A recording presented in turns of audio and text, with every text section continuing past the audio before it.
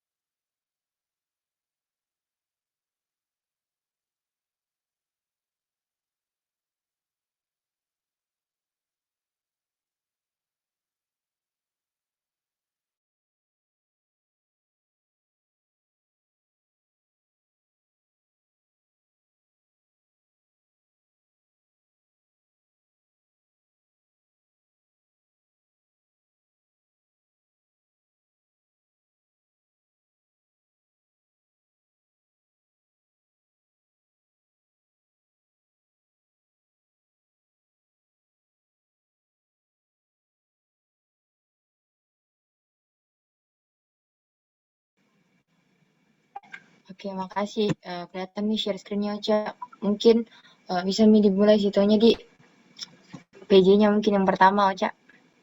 Oke, terima kasih, Cak. Bismillahirrahmanirrahim. Aca enggak terlalu kecil sih suara aku? Nggak, Ji. Mantap, mantap. Besar banget, Ci. Oke. Oke, bismillahirrahmanirrahim. Assalamualaikum warahmatullahi wabarakatuh. Jadi hari ini kita akan melanjutkan topik yang kemarin. Jadi saya akan membawakan 3 topik, yaitu miastenia gravis, GBS, sama sindrom Horner. Nah, untuk miastenia gravis ini dia SKDI-nya 3B. Jadi kalau SKDI 3 itu kita harus tahu diagnosis sama penanganan awalnya.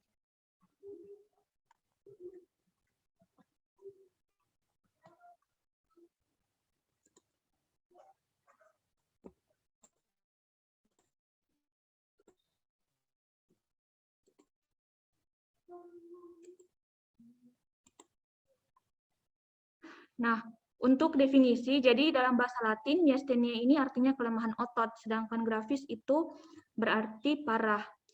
Nah, miastenia grafis itu kelainan autoimun atau antibodi pada transmisi neuromuskular yang terjadi pada neuromuscular junction. Jadi neuromuscular junction itu penghubung antara serat saraf dan juga serabut otot.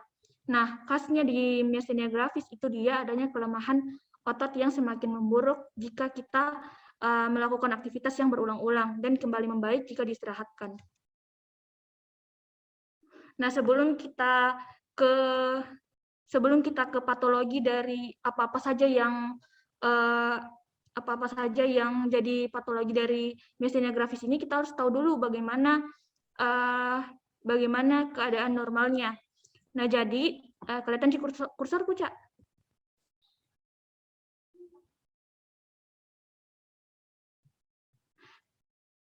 Iya, kelihatan, Ji, Ocha. Kelihatan. Oke.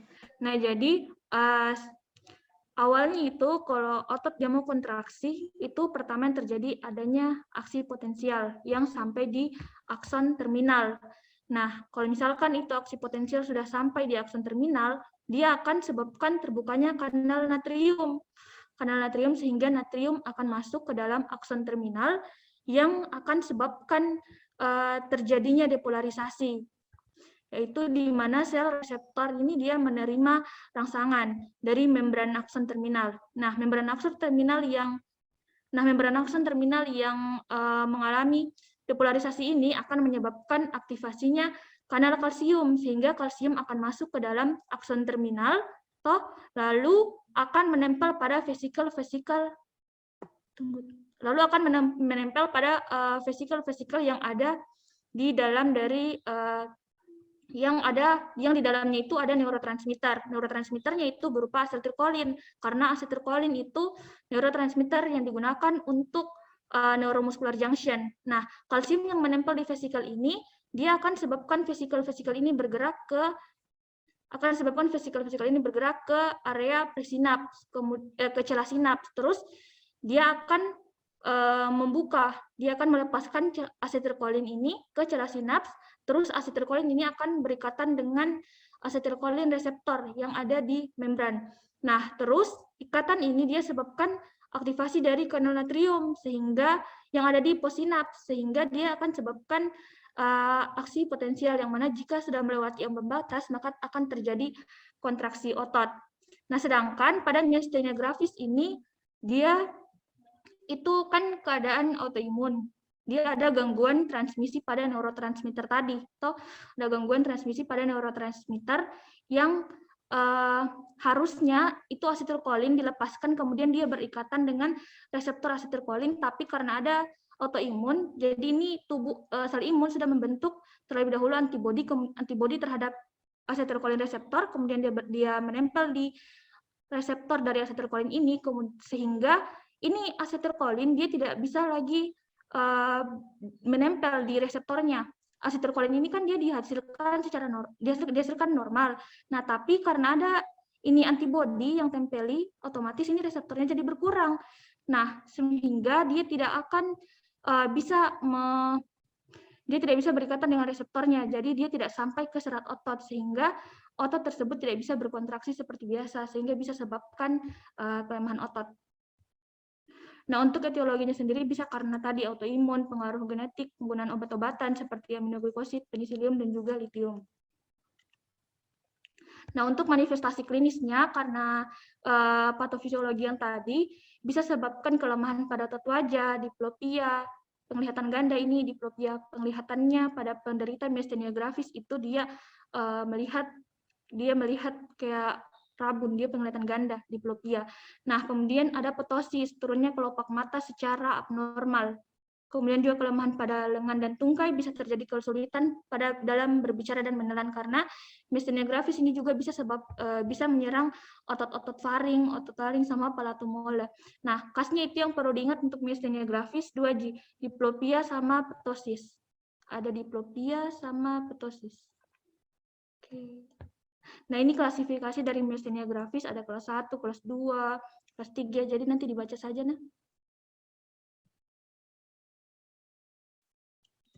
Nah, untuk diagnosisnya, itu ditegakkan berdasarkan anamnesis. Biasanya itu mereka mengeluhkan adanya kelemahan di wajah. Ada lemah di wajah, terus ada tadi diplopia, ptosis, kelopak matanya turun 1, terus juga kita tanyakan itu kelemahannya berkurang saat istirahat atau tidak. Terus dilakukan tes Wattenberg, uji tensilon sama uji prostokmin. Ini tes Wattenberg itu kita suruh pasien dia tatap suatu benda, kita letak benda itu di atasnya matanya, terus kemudian kelopak matanya itu perlahan-lahan dia akan menutup. Kemudian uji tensilon, kalau uji tensilon kita suntikan edelfonium intravena. Nah, kalau dia miastenia positif terjadi ada miastenia gravis, maka gejalanya akan berkurang kalau kita suntikan dengan edelfonium. Terus pemeriksaan elektromiogram. Kalau pemeriksaan elektromiogram itu akan ditemukan amplitude aktivitas ototnya menurun. Itu yang berarti kan otot-ototnya dia lemah. Nah, kemudian uji prostokmin itu dilakukan penyuntikan prostokmin 0,5 sampai 1 mg sekutan. Kalau misalkan dia bisa menghilangkan ptosisnya tadi, dia bisa mengurangi gejala ptosisnya tadi, berarti miastenia gravisnya positif. Untuk pemeriksaan laboratoriumnya ada pemeriksaan anti-stress muscle, pemeriksaan anti-muscle specific kinase antibody, pemeriksaan asetilkolin reseptor antibody. Nah, untuk penata laksanaannya, ini ada penata laksanaan jangka pendek sama jangka panjang. Yang jangka pendek kita kasih plasma exchange, intravena immunoglobulin, sama intravena methylprednisolone. Untuk terapi jangka panjangnya biasa dikasihkan kortikosteroid, azathioprine, siklosporin, sama siklofosfamid. Untuk terapi bedahnya dilakukan timektomi. Timektomi ini pengangkatan timus, operasi pengangkatan timus, karena biasanya pada penderita miastenia gravis itu ada kelenjar timusnya membesar. Nah, selanjutnya yang kedua ada sindrom Horner. Untuk sindrom Horner ini dia SKDI 2G. Berarti kita hanya perlu mengetahui dan juga mendiagnosis. Nah, ini sindrom Horner kan namanya sindrom. Sindrom itu berarti serangkaian gejala yang timbul akibat gangguan dari suplai persarafan simpatis ke daerah wajah. Untuk letak lesinya itu bisa di sentral, preganglionik, atau postganglionik. Nah, sebelum kita lihat ini gejalanya, kita harus tahu dulu bagaimana patofisiologinya. Nah, ini supaya kita mengerti, itu kan tadi dia bilang katanya ada gangguan persarafan simpatis di daerah wajah. Nah, ini.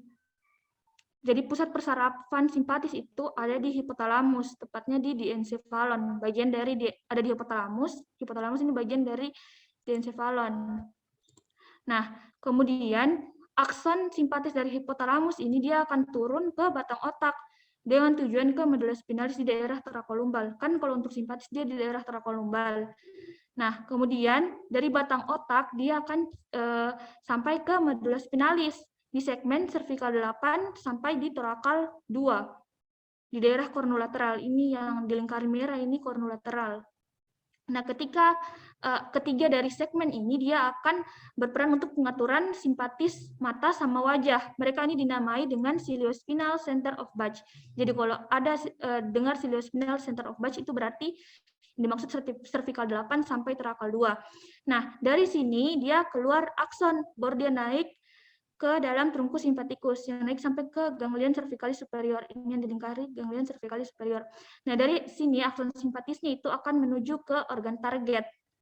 Baru dia menuju ke organ target, yaitu musculus dilatator pupila, yang ini untuk dilatasi pupil supaya dia bisa membuka untuk dilatasi pupilnya. Terus kemudian ada juga dia menuju ke malar muscle atau musculus tarsalis superior untuk elevasi palpebra superior supaya dia terbuka matanya. Terus dia juga menuju ke glandula sudorifera wajah untuk pengeluaran keringat. Nah, untuk bisa melalui semua perjalanan ini kita butuh 3 susunan neuron tadi. Yang ini yang warna orange, kentara juga warnanya. Yang ini yang warna kayak orange-orange ini itu dinamakan dengan first order neuron yang berasal dari hipotalamus kemudian sampai ke medula spinalis.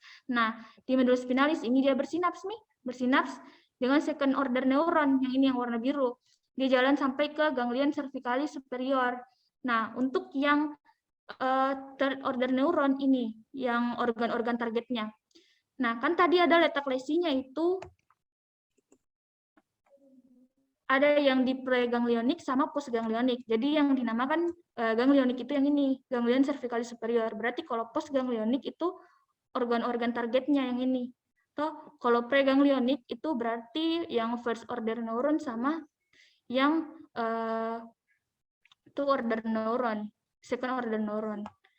Kemudian ini. Nah, kalau misalkan ada gangguan atau ada lesi di persarafan tadi, maka akan menyebabkan terganggu fungsinya itu akan terganggu, toh akan menyebabkan dilatasi pupilnya akan terganggu sehingga bisa menyebabkan miosis.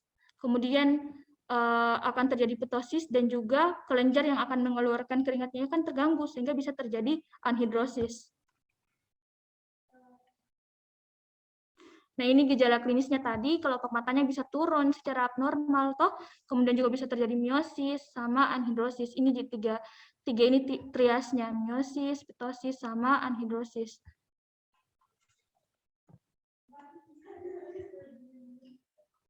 Nah, untuk evaluasi dan diagnosisnya itu biasanya dilakukan pemeriksaan kokain topikal atau praklonidin tetes. Jadi ini diteteskan cairan kokain hidroklorida 10% untuk melihat adanya kelainan pada pupil yang miosis. Toh, kalau misalkan dia ada sindrom Horner, berarti itu pupilnya tidak akan bereaksi pada pemeriksaan ini karena mekanisme kerjanya ini kokain. Kalau misalkan diteteskan, toh maka dia akan memblok reuptake dari norepinefrin yang normalnya dilepaskan dari ujung saraf, sehingga kokain ini ketika diteteskan di mata maka norepinefrin tersebut akan menumpuk dan menyebabkan pupilnya akan melebar. Toh tidak ada pelepasan norepinefrin sehingga kokain tidak akan menyebabkan pelebaran pupil. Nah, kalau pakai apraklonidin ini bisa juga, tapi dia itu biasanya terlalu lemah untuk sebabkan pupilnya melebar.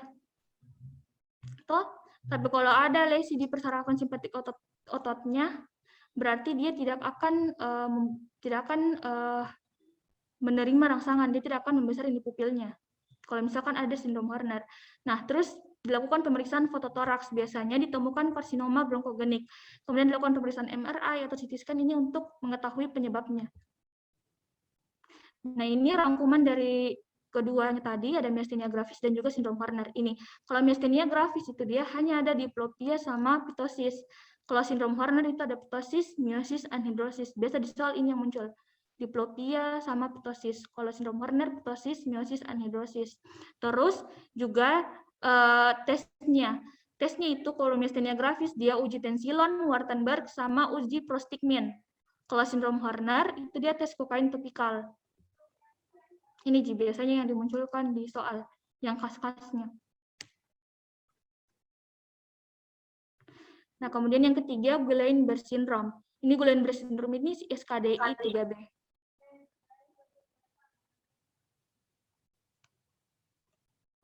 Nah, GBS ini adalah penyakit autoimun yang menyerang sistem saraf tepi dan menyebabkan kelemahan otot. Bahkan bisa menyebabkan kelumpuhan.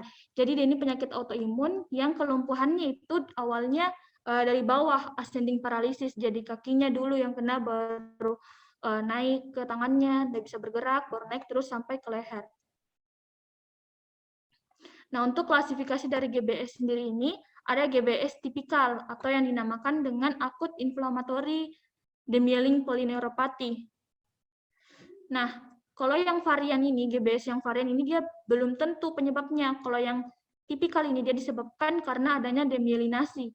Kalau yang varian dia belum tentu penyebabnya apa, belum tentu dia itu karena demyelinasi. Nah, kita lihat yang pertama ini ada region berdasarkan regionnya. Ada Miller-Fisher syndrome. Di ini triasnya itu ada oftalmoplegi, ataksia, dan juga arefleksia. Kemudian ada cervicobrachial pharyngeal, ini dia gejala GBS-nya itu terjadi di regio bulbar, di kepala sama di leher. Kemudian ada oculopharyngeal, paraparesis predominan, kelemahan varis dan abdens, ada juga oftalmoplegi. Nah, untuk yang pembagian berdasarkan sistemnya, itu dia ada ataksia generalisata tanpa disertai atau nystagmus. Kemudian ada sensorik murni, motorik murni, dan pandisautonomi. Ini pandisautonomi itu artinya ada gangguan lesinya yang luas, tapi ini tidak terlalu biasanya tidak muncul karena ini terlalu spesialis nih. Nah, kemudian ini yang perlu ditahu, akut sama kroniknya. Kalau yang akut itu dia biasanya puncak keparahannya kurang dari 4 minggu. Untuk yang kronik, puncak keparahannya lebih dari 8 minggu.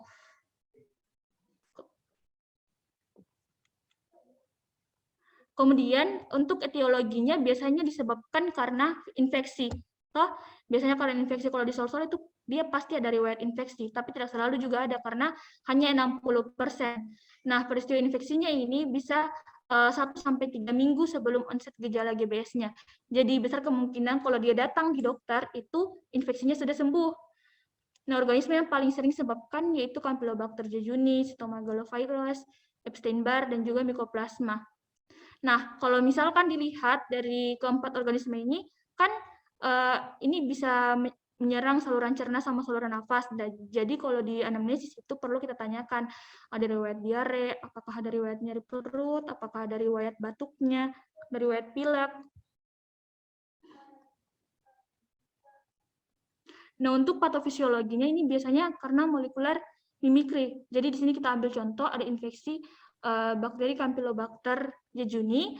Nah, maka kalau misalkan ada infeksi, sistem kekebalan tubuh ini akan membentuk antibodi terhadap Campylobacter itu. Nah, ternyata antibodi ini juga akan menempel di mielin yang ada di saraf. Kan mielin ini yang membungkus saraf. Nah, ketika terjadi kerusakan pada mielin, otomatis saraf ini tidak memiliki pembungkus, sehingga kecepatan untuk menghantarkan impuls itu dia jadi kurang. Berarti kalau misalkan kurang kecepatannya, misalkan kita mau gerakan tangan, itu lambat sekali prosesnya. Proses dari otak hingga sampai ke tangan itu dia lambat sekali. Nah, kemudian untuk gejala klinisnya, pada GBS itu dia biasanya didahului dulu oleh infeksi toh sebelum dia timbul gejala. Nah, biasanya itu infeksi saluran cerna karena bakteri Campylobacter jejuni, kemudian biasanya ditemukan diare berair atau diare disertai darah. Terus ada juga karena infeksi saluran nafas. Nah, karena diinfeksi biasanya ditemukan demam dan juga batuk.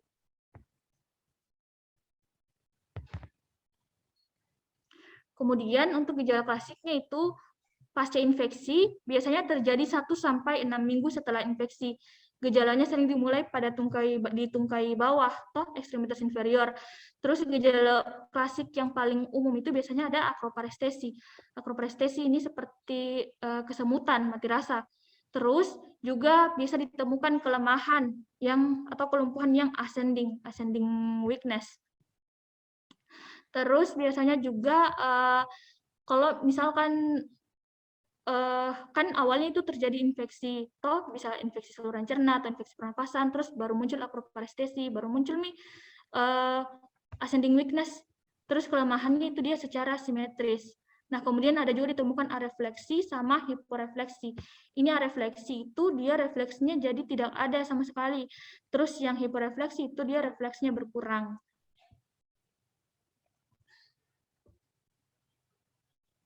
Nah, untuk kriteria diagnosis dari GBS sendiri ini, yaitu gejalanya bilateral. Jadi kelemahannya pada ekstremitas itu dia harus bilateral. Kemudian dia sifatnya ascending, dari bawah dia naik ke atas. Terus harus ada penurunan refleks tendon, misalnya penurunan refleks patella. Kemudian juga dia sifatnya subakut. Biasanya itu 1 atau 2 hari lah. Kalau misalkan sudah tahunan, itu berarti dia bukan GBS. Nah, ini untuk pemeriksaan penunjangnya.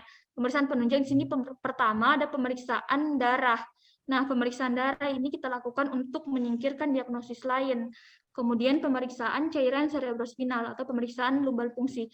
Kalau dilakukan pemeriksaan lumbal fungsi itu biasanya ditemukan adanya disosiasi sitoalbumin. Terus yang ketiga pemeriksaan EMG atau NCS. Ini singkatan dari elektromiografi dan nerve conduction studies. Di sini itu fungsinya kita bisa menentukan patogenesisnya yang tadi dia aksonal atau karena demyelinasi. Kalau yang aksonal itu cenderung akan ada penurunan amplitude aksi pada potensial otot. Sedangkan yang demyelinasi itu ada penurunan kecepatan konduksi saraf. Karena dia antibodi tadi dia menyerang mielinnya. Nah, terus pemeriksaan imaging, MRI atau CT scan ini untuk menyingkirkan penyebab diagnosis yang lain.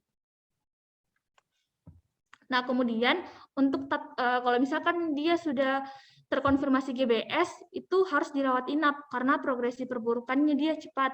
Jadi harus dimonitor fungsi respirasinya, fungsi otonomnya, fungsi motoriknya. Terus kita ukur kapasitas vitalnya untuk mengetahui terjadinya apakah ada kegagalan respirasi. Normalnya itu dia 60-70 ml per kilogram berat badan.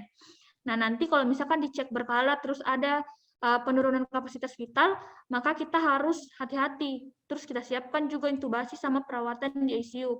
Nah, kalau ternyata pasiennya muncul takipno, ada takikardi, ada diaforesis, gelisah, itu kita berikan ventilasi mekanik. Kalau misalkan ada kelemahan orofaring, kita beri intubasi juga untuk mencegah adanya aspirasi. Nah, untuk tata laksana farmakologi, itu kita kasih imunoglobulin intravena 0,4 gram per kilogram berat badan ini. 0,4 gram per kilogram berat badan per hari selama 5 hari. Kemudian dikasih juga plasmaferesis 200 sampai 250 mili per kilogram berat badan dari volume plasma. Ini dilakukan selama 5 sesi, durasinya itu selama 2 minggu. Jadi cairan yang kita pakai di sini, di plasmaferesis ini, cairan salin yang kita campur dengan 5% dari albumin. Nah, kalau misalkan di soal tuh muncul di antara dua ini, yang mana yang paling tepat, jadi yang sebenarnya benar dua-duanya, tapi yang paling bagus itu dia dikasih pemeriksaan ini IVIG, imunoglobulin intravena, karena kalau yang plasmaferesis ini dia butuh vena yang besar, makanya dia sulit. Toh jadi yang pemeriksaan yang paling sarankan itu ini pemeriksaan IVIG. Nah, selanjutnya saya serahkan ke PJ selanjutnya.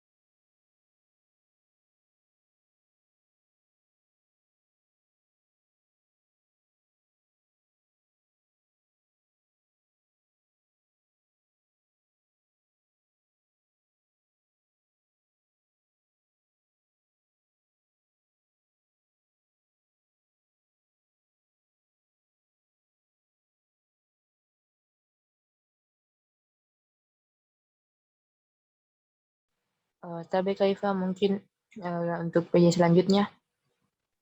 Iya, terima kasih Aca. Kedengar nih suaraku nggak putus-putus nih. Tapi ya Kak, nggak putus-putus dia. Oke, terima kasih Aca. Mohon maaf sebelumnya di teman-teman karena tidak on cam. Bismillahirrahmanirrahim. Untuk selanjutnya itu mengenai osteoporosis. Jadi dia osteoporosis ini sebentar ya. Jadi untuk osteoporosis yang pertama kita mulai dengan definisinya. Jadi osteoporosis itu adalah suatu penyakit yang ditandai dengan ada 4 hal. Yang pertama, berkurangnya massa tulang. Yang kedua adalah perubahan mikroarsitektur jaringan tulang. Yang ketiga adalah kekuatan tulang yang menurun dan peningkatan kerapuhan tulang. Dan kemudian bisa menyebabkan tulang tersebut mudah patah. Oke, next, Aca. Nah, secara singkatnya, kalau kita mau lihat dari segi terminologi atau penamaannya, osteoporosis itu kan ada dua kata. Ada osteo yang artinya tulang, dan porosis yang artinya pori-pori. Jadi, osteoporosis ini adalah suatu penyakit yang terjadi apabila breakdown atau penghancuran dari tulangnya itu lebih besar, lebih banyak terjadi dibandingkan dengan formation atau pembentukan tulangnya. Nah, atau bisa kita juga definisikan bahwa osteoporosis ini terjadi karena adanya penurunan densitas tulang sehingga menyebabkan peningkatan risiko terjadinya fraktur. Oke, bisa di next.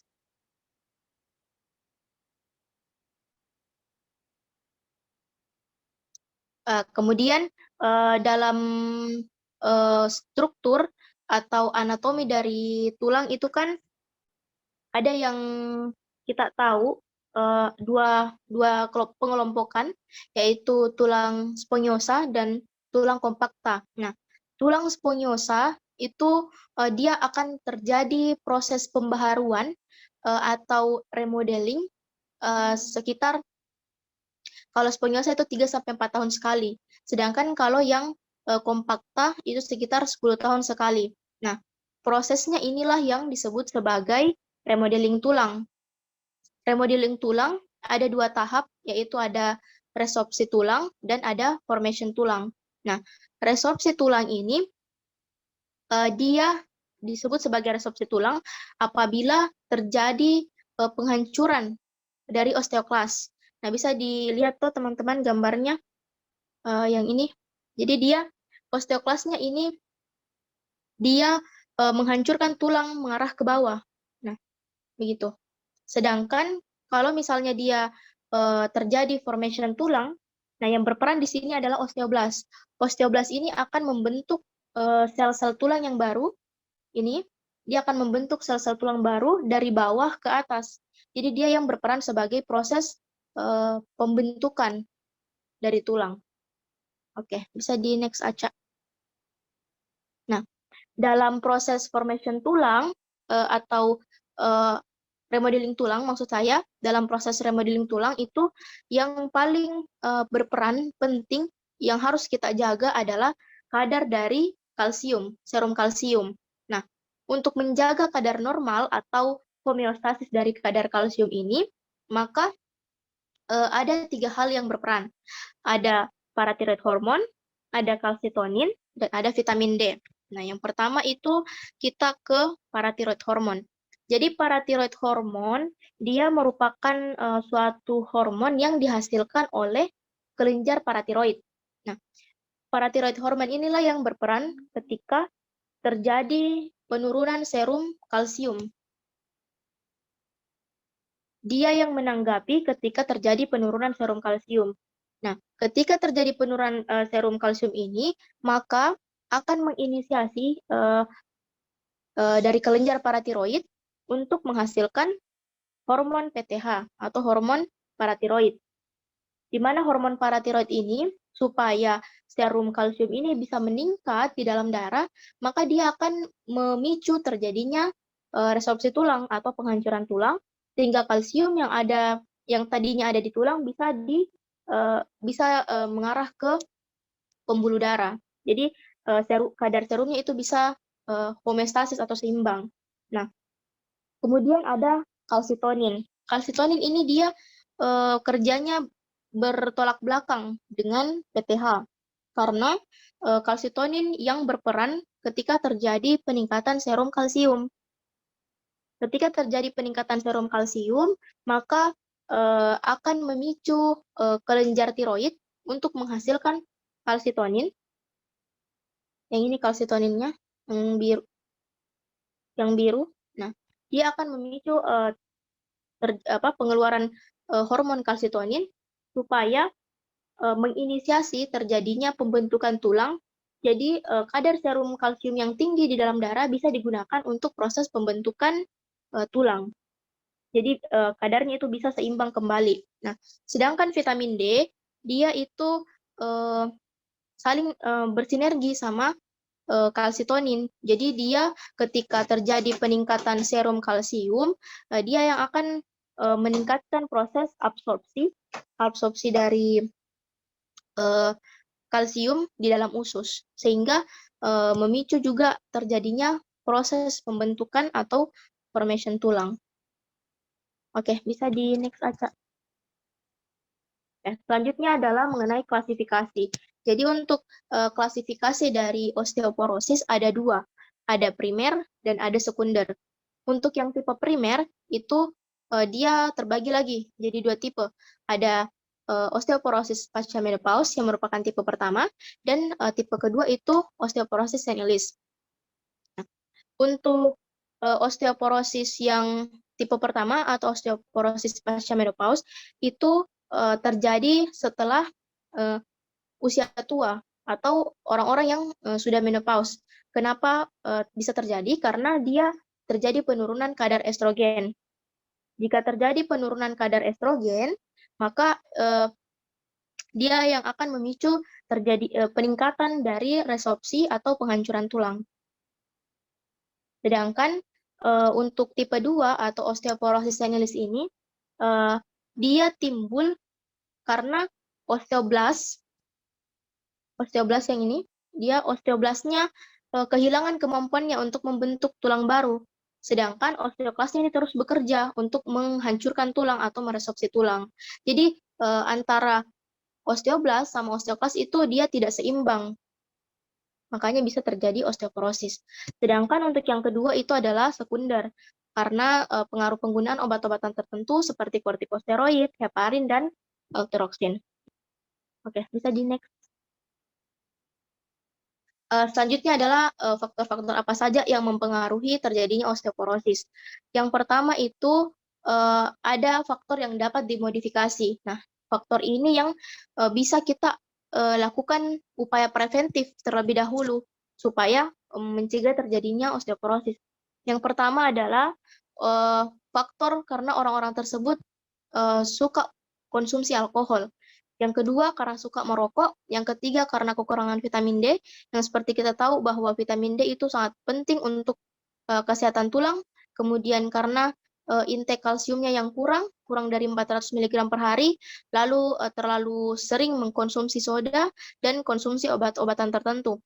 Sedangkan yang kedua adalah faktor yang tidak dapat dimodifikasi. Nah, ini faktor yang memang sulit untuk kita hindari karena ada beberapa keadaan-keadaan tertentu seperti karena genetiknya, kemudian usia tua, dan wanita pasca menopause dan adanya riwayat keluarga. Oke, bisa di next.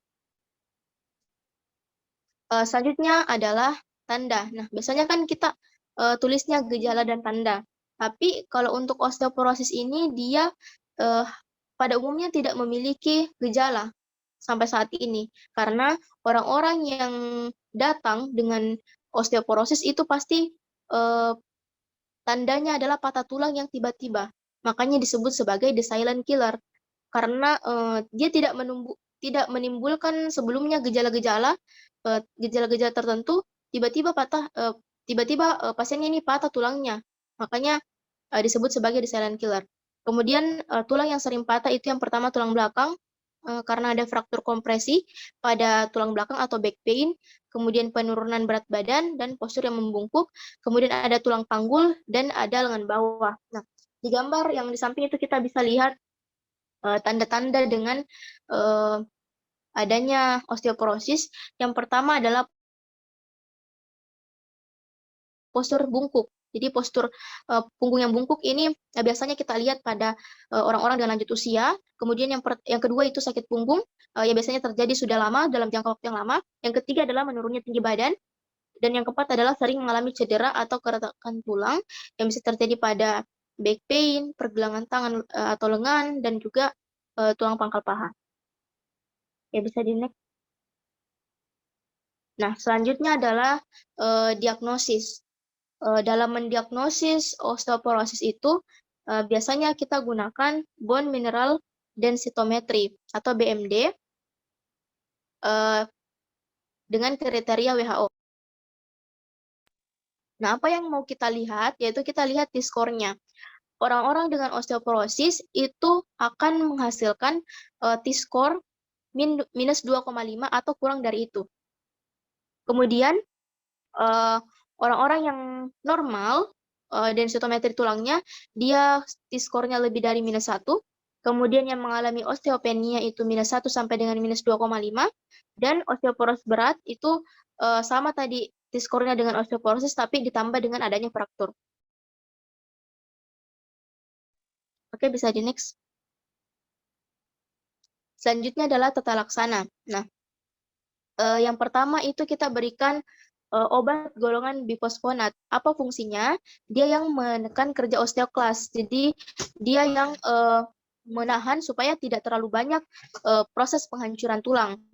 Yang bisa diberikan itu alendronat, kemudian risedronat, dan juga dilakukan perubahan gaya hidup. Jadi kita edukasi ke pasien, usahakan jangan terlalu banyak angkat-angkat berat, atau dalam duduk itu kita perbaiki posisinya seperti itu.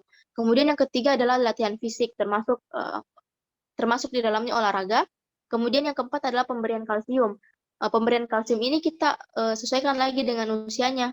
Kalau misalnya dia di bawah 0,5 tahun, 400 mg, 0,5 sampai 1 tahun, kita kasih 600 mg.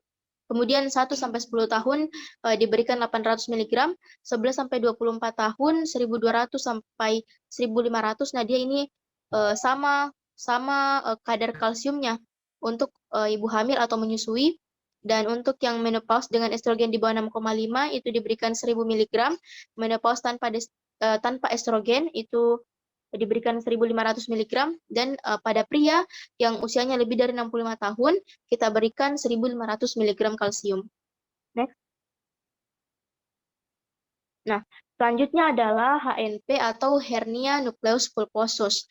Jadi ini termasuk ke dalam SKDI 3A. Jadi teman-teman selain harus tahu mendiagnosis, juga setidaknya mengetahui tata laksana awal yang bisa diberikan untuk pasien-pasien dengan HNP. Di next. Oke, jadi apa itu HNP atau hernia nucleus pulposus? Jadi dia adalah suatu keadaan di mana sebagian atau seluruh bagian dari nucleus pulposusnya mengalami penonjolan ke dalam kanalis spinalis. Nah, nanti ini saya akan perlihatkan di anatominya. Kemudian HNP ini merupakan salah satu penyebab dari LBP atau nyeri punggung bawah yang penting. Kemudian nama lain yang bisa kita ketahui selain HNP itu ada hernia diskus intervertebralis, ruptur diskus intervertebralis, dan slip disc. Kemudian HNP ini paling sering dikeluhkan pada daerah lumbal, tulang belakang lumbal. Next. Nah, ini toh sedikit anatomi dari vertebra. Jadi untuk yang 7 tulang leher yang paling atas itu disebut sebagai cervical, kemudian yang punggung atas disebut sebagai thoracic, kemudian yang punggung bawah disebut sebagai lumbal. Nah, di sini yang paling sering terjadi keluhan HNP karena biasanya kan yang sering mengalami trauma atau kayak terlalu sering misalnya mengangkat berat. Nah, itu kan biasanya terjadi pada daerah punggung bawah atau di daerah lumbal. Kemudian di bawah lumbal itu ada sakral dan coccygeus. Nah, ini struktur dari vertebra. Jadi di antara vertebra satu dengan vertebra lain, vertebral body, di antara vertebral body yang satu dengan yang lain disebut sebagai intervertebral discus. Nah, di sini di sebelah kanan yang ini yang nanti kita pada penderita HNP ini yang nanti bisa menonjol keluar nucleus pulposusnya.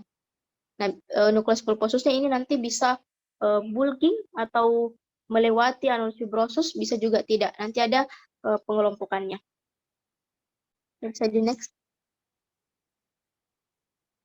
Untuk prevalensinya sendiri, biasanya terjadi sekitar 1-2% dari populasi.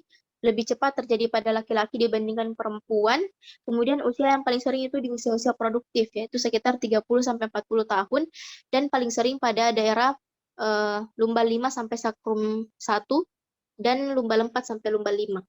Nah, ini dia salah satu contoh gambarnya untuk kejadian HNP. Jadi nukleus pulposnya ini dia keluar, dia melewati atau menembus anulus fibrosusnya.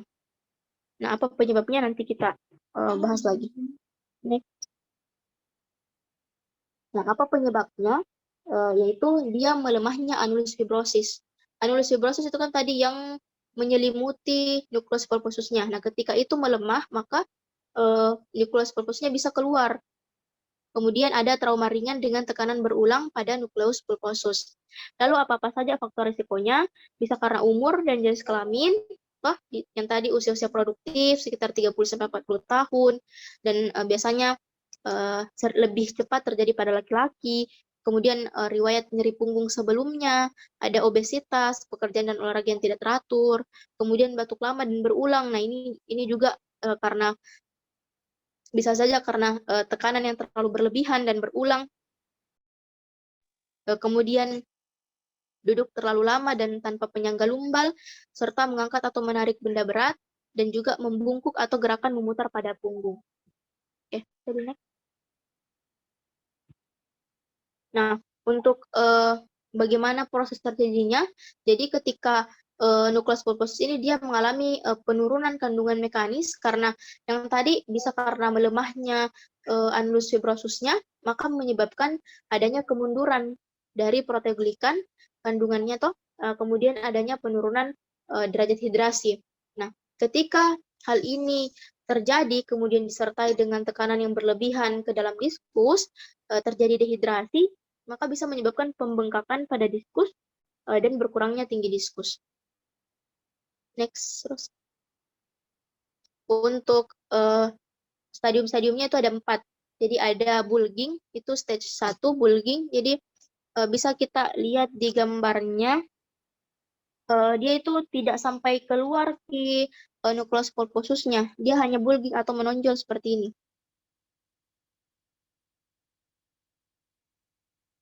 Sedangkan untuk yang kedua itu adalah protrusi.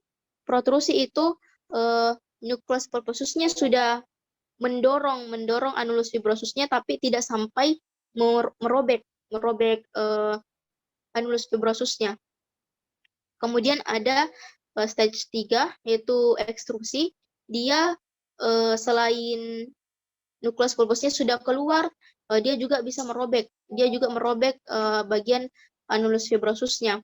Kemudian yang stage 4 itu bahkan bisa sampai membuat tulang dari vertebral bodinya itu patah. Ini yang paling parah, stage 4. Jadi next. Oke, apa gejala klinis dari HNP? Dia itu utamanya dan gejala yang paling penting adalah LBP atau nyeri punggung bawah. Kenapa bisa menyebabkan nyeri punggung bawah? Nah, bisa kita lihat di gambar yang sebelah kanan, kalau ketika terjadi HNP ini, maka kan nukleus pulposusnya itu dia keluar, mendorong anulus fibrosusnya, kemudian bisa sampai menghimpit. Ini ya bisa sampai menghimpit saraf. Nah, ini makanya kenapa bisa menyebabkan sensasi nyeri pada bagian punggung bawah. Oke, bisa di next.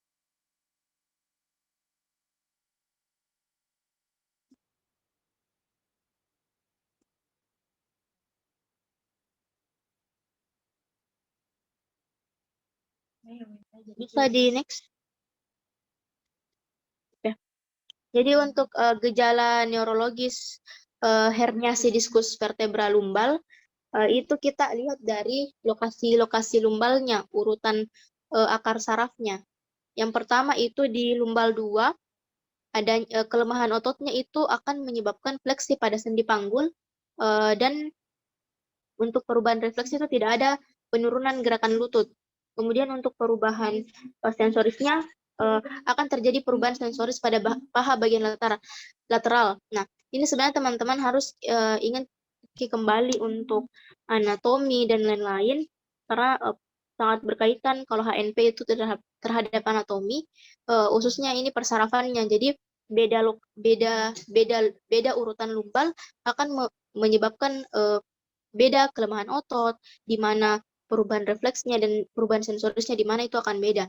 Kemudian untuk akar saraf L3, dia akan menyebabkan, karena kelemahan ototnya akan menyebabkan fleksi panggul dan ekstensi lutut, dan perubahan refleksnya itu adanya penurunan gerakan lutut, dan perubahan sensoris itu terjadi pada paha bagian medial. Untuk yang lumbal 4, kelemahan ototnya akan menyebabkan inversi dan dorsofleksi kaki, perubahan refleksnya itu penurunan gerakan lutut, dan perubahan sensorisnya terjadi pada tungkai bawah bagian medial. Kemudian untuk lumbal 5, kelemahan ototnya ini akan menyebabkan dorsofleksi dari ibu jari kaki dan eversi dari kaki. Perubahan refleksnya itu dia ada penurunan atau tidak ada gerakan pergelangan dari kaki. Nah, perubahan sensorisnya di mana? Di tungkai bawah bagian lateral dan dorsum kaki dan ibu jari kaki.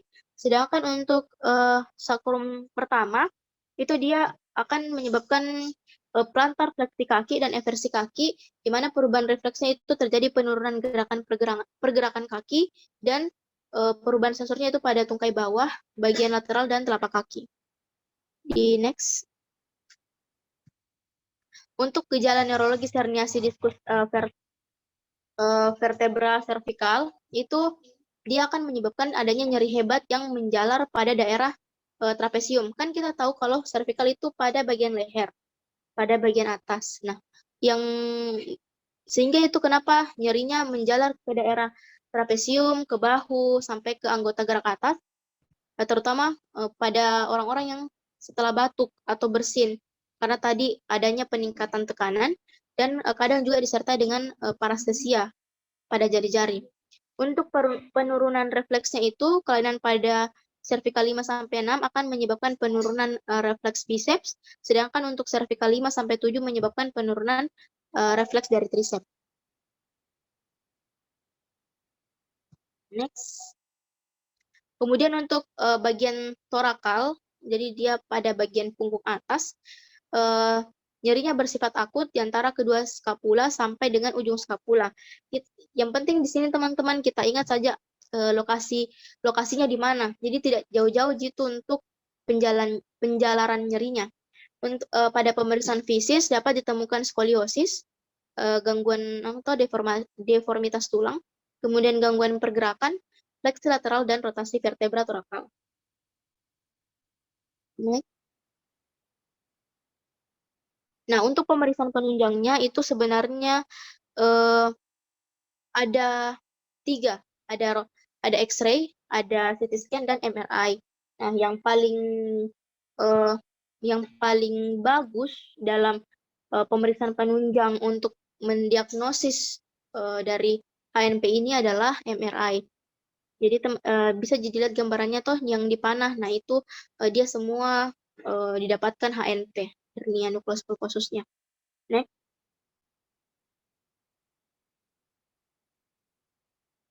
Nah, ini MRI yang paling bagus karena dia lebih jelas, lebih kelihatan, baik itu dari struktur tulangnya itu lebih kelihatan. Makanya untuk diagnosisnya paling bagus pakai MRI. Next. Untuk terapinya bisa kita lakukan pencegahan pada HNP dengan konservatif, yaitu tirabaring pada alas yang keras. Nah, kenapa pada alas yang keras? Karena untuk mempertahankan struktur dari tulang belakangnya. Kalau misalnya dia pakai alas yang lembek atau yang lembut, itu takutnya bisa cepat berubah struktur dari tulang belakangnya. Kemudian untuk medikamentosa diberikan analgetik dan antispasme otot. Untuk pembedahan kita lakukan laminotomi atau laminektomi. Apa bedanya? Untuk laminotomi itu kita hanya melakukan pengirisan pada daerah laminanya untuk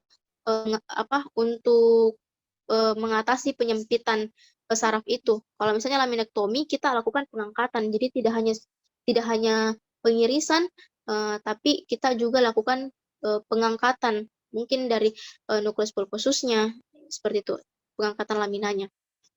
Kemudian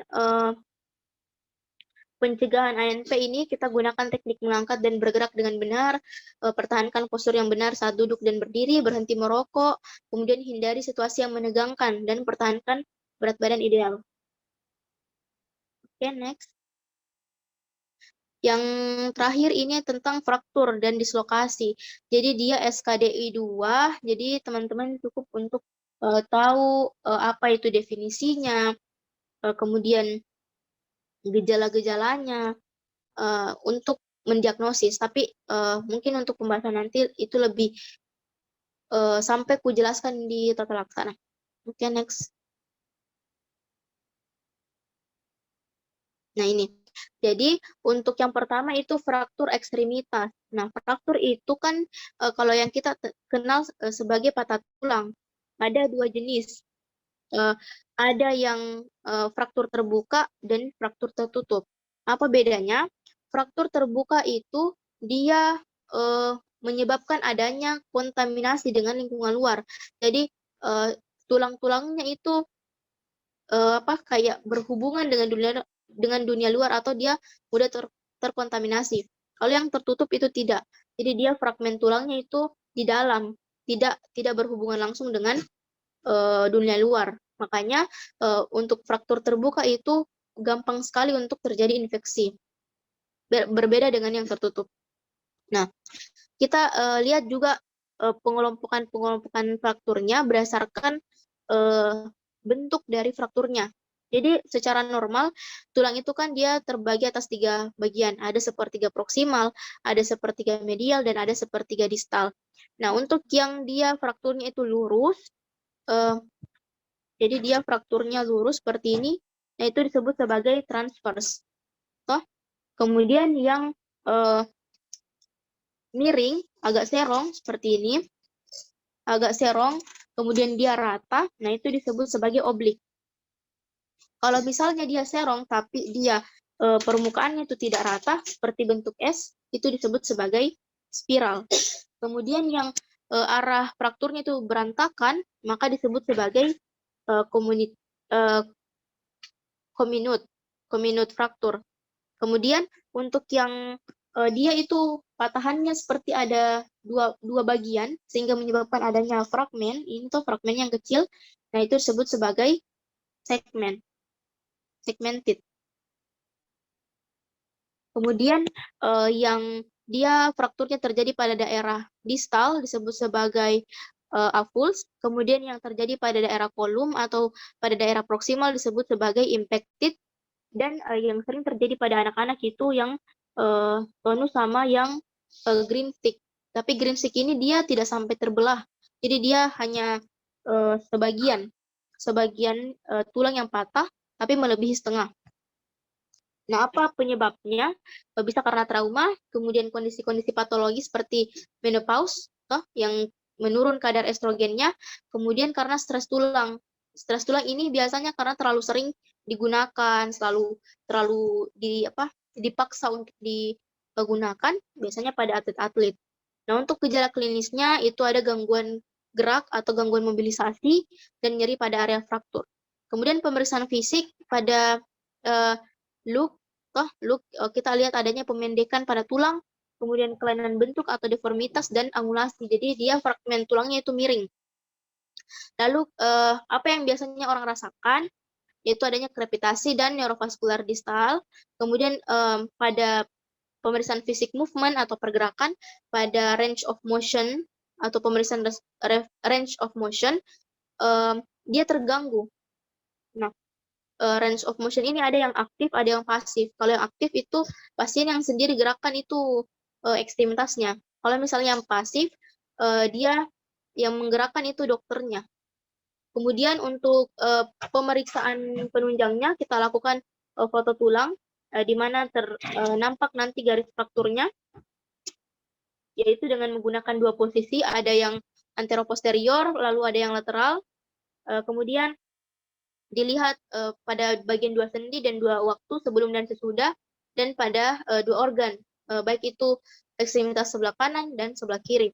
Untuk tata laksananya, kita lakukan resusitasi terlebih dahulu, yaitu ABCDE, yang airway, breathing, circulation, kemudian disability, dan exposure.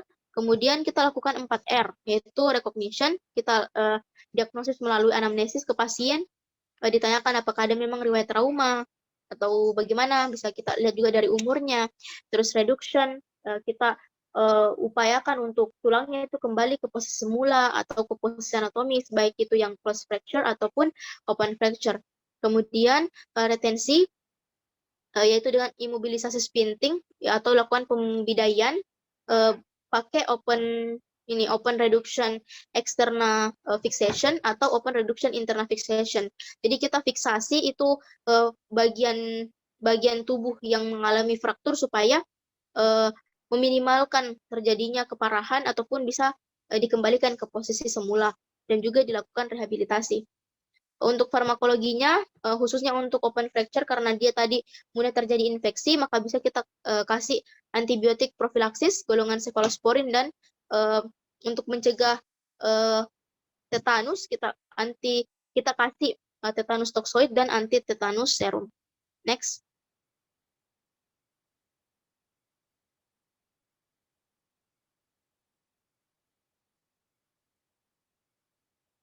Selanjutnya, kalau misalnya kita mau lakukan perujukan ke rumah sakit, itu untuk open reduction, sama tadi yang open reduction internal fixation pada fraktur tertutup dan terbuka grade 1. Kemudian untuk yang external fixation itu pada fraktur yang terbuka grade 2 dan grade 3 yang lebih parah. Untuk close reduction, kita lakukan casting dan traksi, jadi kita lakukan pada bagian kulit ataupun di skeletalnya. Untuk klasifikasinya ada 2, ada yang sudah aku sebutkan tadi, tertutup dan terbuka.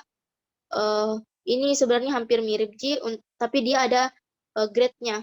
Untuk yang tertutup tadi dia tidak ada jejas, kemudian luka terbuka daerah fraktur. Pada grade sham itu untuk yang 0 tidak ada kerusakan jaringan, untuk yang grade 1 ada abrasi superficial atau memar pada kulit, dan untuk yang grade 2 itu ada abrasi dalam dan adanya resiko sindrom kompartemen, dan yang grade 3 itu memar berat dan adanya sindrom kompartemen. Nah, yang fraktur terbuka ini kita bagi lagi, ada yang di radius dan ada yang di ulna. Untuk radius kemudian disertai dengan dislokasi ulna dan juga dia positif dislokasi ulnanya, maka disebut sebagai galezi. Kalau yang tidak disertai dengan dislokasi ulna disebut ada yang dorsal itu Coles, ada yang ventral itu Smith. Jadi untuk mengingat itu ada di singkatannya. Kita bahas dulu yang di ulna. Kalau misalnya ulna dia kemudian disertai dengan dislokasi radius, itu disebut sebagai Montegia. Singkatannya itu nih, Kokang, Smipan, Muger. Jadi kokangnya itu adalah Coles belakang, berarti dia yang dislokasi tidak ada dislokasi ulna dan pada daerah dorsal. Kemudian yang Smipan itu dia Smith depan. Kalau MU itu dia Montegia ulna. Kemudian untuk yang GR-nya itu adalah Galazi radius. Jadi itu untuk mempermudah untuk dihafal ini klasifikasinya. Untuk yang terbuka dia ada jejas pada daerah fraktur. Untuk grade-nya itu berdasarkan Gustilo Anderson. Yang pertama itu kalau misalnya jejasnya kurang dari 1 cm. Kalau grade 2 1 sampai 10 cm tidak ada kehilangan kulit atau tidak ada skin loss. Kemudian grade 3 kalau misalnya jejasnya itu lebih dari 10 cm dan ada skin loss. Oke, bisa di next. Kemudian untuk fraktur klavikula, dia gejala klinisnya juga gangguan mobilisasi pada lengan dan bahu dan ada nyeri. Untuk pemeriksaan fisiknya itu hampir sama yang tadi di fraktur ekstremitas, ada shortening, ada pemendekan, ada angulasi, bisa ada jejas atau tidak, dan bisa ada luka terbuka atau tidak, ada pembengkakan. Kemudian yang dirasakan itu adanya krepitasi dan range of motion atau movement pergerakannya itu dia terganggu. Untuk pemeriksaan penunjangnya itu dilakukan foto pada klavikula dengan posisi anteroposterior. Nah, ini toh contoh gambarnya didapatkan adanya fraktur klavikula. Untuk tata laksananya juga hampir sama, yaitu resusitasi ABCDE, kemudian manajemen 4R yang mulai dari reduction sampai yang rehabilitation, kemudian simptomatik tergantung apa keluhannya pasien, dan tabel yang sebelumnya.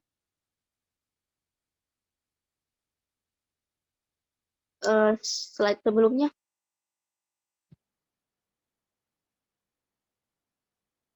Slide sebelum ya ini untuk tata laksana definitifnya itu kalau misalnya dia fraktur tertutup sepertiga medial, maka bisa dilakukan figure of 8 dan sama arm sling. Kemudian jika tertutup sepertiga proksimal kita lakukan arm sling.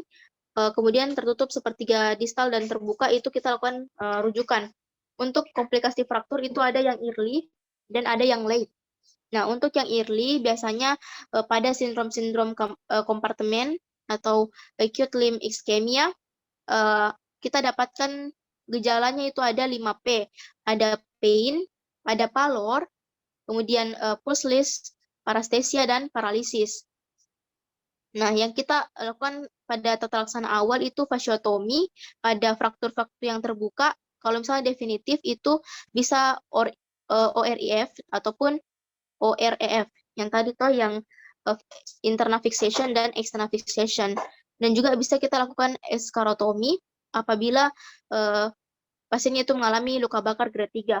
Untuk yang cedera nervus itu tergantung lagi nervus apa dia yang terganggu. Kalau misalnya nervus radialis itu ada drop hand, kemudian kalau nervus medianus itu adalah obstetric hand, kalau nervus ulnaris itu claw hand, dan drop foot pada nervus perineal profunda, dan claw foot pada nervus tibialis. Jadi gejala-gejalanya ini tidak jauh jila dari persarafannya, ini semua nervus.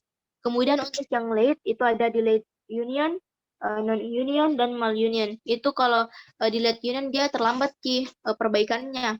Kalau non-union dia membaik tapi lebih cepat daripada delayed union, sedangkan malunion itu dia membaik tepat waktu tapi disertai dengan adanya deformitas. Next. Untuk ini, jadi delayed union, non-union, dan malunion, dia yang membedakan itu dari segi nyeri. Kalau delayed dia ada nyeri, kalau non-union dan malunion itu tidak ada. Kalau misalnya krepitasi pada delayed union dan non-union itu semua ada krepitasi, sedangkan malunion tidak. Kemudian ada garis fraktur itu hanya delayed union dan non-union yang ada garis frakturnya, kalau malunion tidak. Untuk dislokasi hip joint, itu juga dia gejalanya hampir sama, ada gangguan mobilisasi pada tungkai bawah dan nyeri panggul, dan tidak ada krepitasi. Bisa pada bagian anterior, bisa pada bagian posterior. Nah, ini ingat saja singkatannya abang di depan, berarti AB itu abduksi, berarti dia di depan. Sedangkan kalau dia posterior, adik di belakang. Jadi ade itu adduksi, dia di belakang. Gitu. Kemudian untuk dislokasi shoulder joint, dia juga ada anterior dan posterior. Sama sih untuk pengelompokan yang tadi, yang di hip joint, abang di depan, berarti abduksi terjadi di depan, kemudian adduksi terjadi di belakang. Oke, next. Nah, mungkin itu dari saya. Terima kasih sebelumnya. Mohon maaf kalau ada kekurangan, saya kembalikan ke moderator.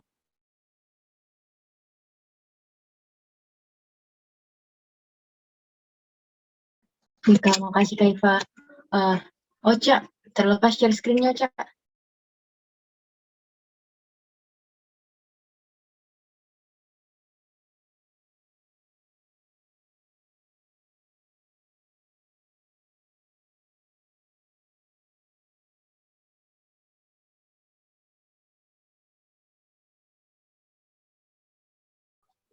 Ya, mungkin untuk...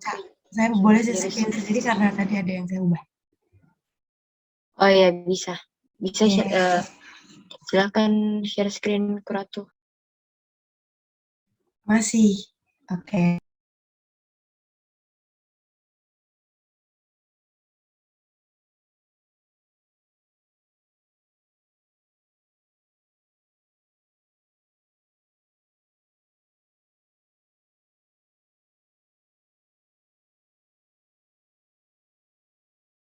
Assalamualaikum warahmatullahi wabarakatuh. Selamat malam semuanya. Jadi di sini saya akan menjelaskan ada 3 materi yang akan saya bawakan di sini, yang akan sedikit saya jelasin. Sebenarnya saya karena waktu muskulo itu, blog itu, karena lagi masa-masa pengkaderannya. Jadi semua orang tuh kayak kurang gitu di muskulo. Tapi di sini saya jelasin sedikit saja yang saya tahu ke kalian. Mudah-mudahan kalian bisa pahami juga. Oke? Nah, yang pertama itu ada akondroplasia. Itu di SKDI jadi nilai 1, jadi nggak perlu tahu tata laksananya. Pertama, jadi bakal saya jelasin itu definisi, patofisiologinya, gambaran klinisnya, dan gimana cara ngediagnosis ini penyakit. Gitu. Kita mulai dari akondroplasia yang definisinya. Apa sih itu akondroplasia? Jadi akondroplasia itu adalah kelainan bawaan autosomal, jadi dia kelainan genetik, bukan karena dia makan sesuatu atau ngelakuin sesuatu, makanya dia bisa begini, bukan. Tapi karena mutasi genetiknya. Oke? Nah, apa sih efeknya? Dia itu ekstremitas tangan maupun kaki dari si yang mengalami akondroplasia ini lebih pendek dari normalnya. Tapi bagian vertebra itu biasanya normal. Jadi coba lihat, kelihatan kursornya? Nah, jadi dari kepala sampai ini itu sama panjangnya sama si ini, si yang normal ini. Cuman bagian ekstremitas kaki sama tangannya itu rada pendek daripada yang normalnya gitu. Oke? Nah, kita ke patofisiologinya. Kenapa bisa ini gitu? Jadi akondroplasia itu sendiri terjadi karena ada mutasi dari gen ini, FGFR3. Itu apa? Fibroblast Growth Factor Receptor 3. Ini itu merupakan protein yang paling utama dalam pembentukan matriks ekstraseluler dari tulang. Oke, jadi kalau bermasalah pembentukan matriksnya, pasti bermasalah juga tulangnya. Efeknya apa? Kalau matriks ekstraseluler, kalau ada gangguan di matriksnya, dia ini ada masalah. Selain matriksnya tadi, dia itu akan menghambat osifikasi dari tulangnya. Jadi tulang itu nggak bisa berubah dari tulang rawan ke tulang yang keras. Jadi dia bakal rapuh, bakal kecil, nggak bakal sekuat dan nggak bakal tumbuh tulangnya. Karena ada masalah di osifikasi. Apa sih itu osifikasi? Osifikasi adalah pertumbuhan tulang, perubahan tulang dari tulang rawan menjadi tulang keras. Oke? Nah, kalau ada masalah di osifikasinya, masalah di pertumbuhan tulangnya bagaimana? Ya efeknya pasti tulangnya bakal tetap kecil. Yang tadi saya bilang nggak bisa ada pertumbuhan dan nanti gampang tuh fraktur, gampang patah, gampang dislokasi gitu. Oke? Nah, ini gambaran klinis dari akondroplasia.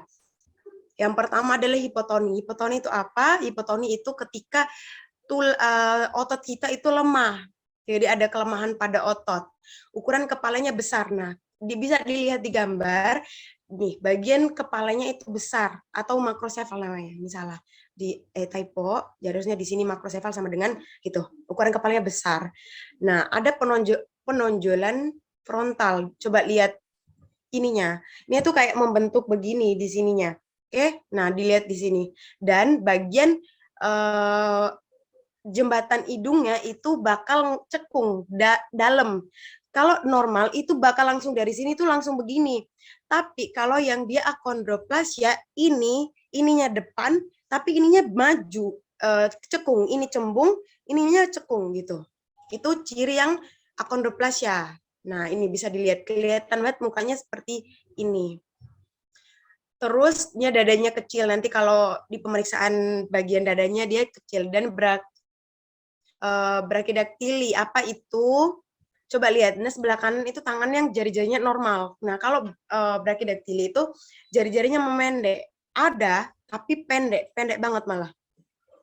Nah, selain itu manifestasi klinisnya, maaf. Nah, manifestasi selanjutnya adalah trident hand. Maksudnya apa? Nih kalau kita punya jari, kita bisa gerakin gini, gampang kan? Dan ini bisa disatuin, ini bisa dipisah. Nah, masalah di trident hand itu jari manisnya sama jari tengahnya itu kepisah. Gini, Jadi dia nggak bisa nih gabungin begini, memang udah begini gitu. Tulangnya memang terbentuk seperti itu. Nah, coba lihat gambaran fotonya. Nah, dia begitu. Nggak bisa nih diginiin. Kalau kita kan bisa. Gitu. Itu manifestasi klinis yang lainnya.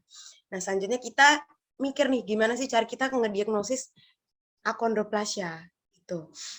Nah, pertama ada analisis DNA. Kok bisa sih Kak kita perlu analisis DNA-nya? Nah, kita tahu lagi, kita tadi bahas apa? Penyebab dari akondroplasia tadi apa? Mutasi gennya. Jadi kalau mau tahu dia mutasi atau enggak gennya, ya udah dia dianalisis DNA-nya. Bener nggak dia punya gen itu terjadi mutasi di gen yang mana tadi? FGF R3-nya. Oke? Nah, lanjut. Plain X-ray, USG sama MRI-nya itu buat nunjang, bener nggak ini dia ada gejala klinis yang kita sebutin tadi, mulai dari besar kepalanya, frontalnya maju, jembatan hidungnya turun, gitu. Oke? Nah, kita lihat nih gambar. Coba lihat nih. Kepalanya rada besar, besar malah ya. Terus ini yang tadi trident hand, tangannya nggak bisa nyatu dan kepisah, frontalnya maju, ininya nurun. Terus coba lihat tulangnya. Tulangnya itu pendek. Iya, karena dia nggak bisa, tadi permasalahannya di mana? Di gangguan osifikasi. Jadi pembentukan tulangnya itu terhambat, terus nggak bisa dia membentuk jadi tulang keras. Bayangin orang nggak bisa tulang rawannya jadi tulang keras. Bayangin gimana tuh tulang rapuhnya, lemasnya, dan nggak bisa panjang. Gitu. Oke? Next, ini tadi yang saya bilangnya, depressed nasal breath. Ya, jadi coba lihat deh, hidung kalian bakal dari dahi itu langsung gini. Kalau orang yang akondroplasia itu benar-benar ngecekung ke dalam. Coba lihat gambarnya. Nah, dia kecekung banget dan frontalnya ke depan. Ini yang tadi trident hand udah. Nah, itu yang apa tadi? Akondroplasia. Nah, selanjutnya osteogenesis imperfecta sama kayak tadi SKD-nya cuma 1. Kalian cuma tahu gimana sih cara kita ngediagnosis ini, tahu gejala klinisnya apa supaya kita bisa diagnosis gitu. Ini osteogenesis imperfecta, coba lihat kakinya saja nih dari baru permulaan kita udah lihat nih kakinya begini. Nah, oke. Dia panjang tapi ininya nih bentukannya begini. Nah, apa sih itu osteogenesis imperfecta?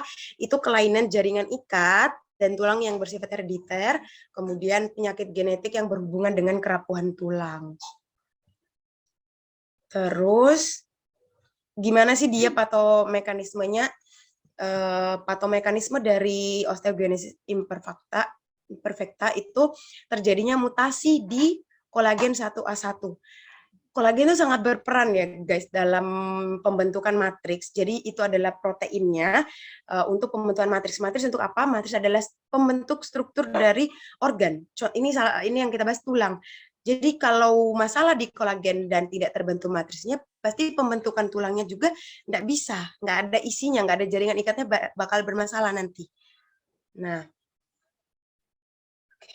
selain di tulang, kolagen kalau ada permasalahan di mutasi kolagen 1 itu bakal bisa menjalar ke organ yang lain karena dia sangat berpengaruh bukan hanya ke tulang, dia bisa ke telinga, dia bisa ke mata, dia bisa ke kulit gitu.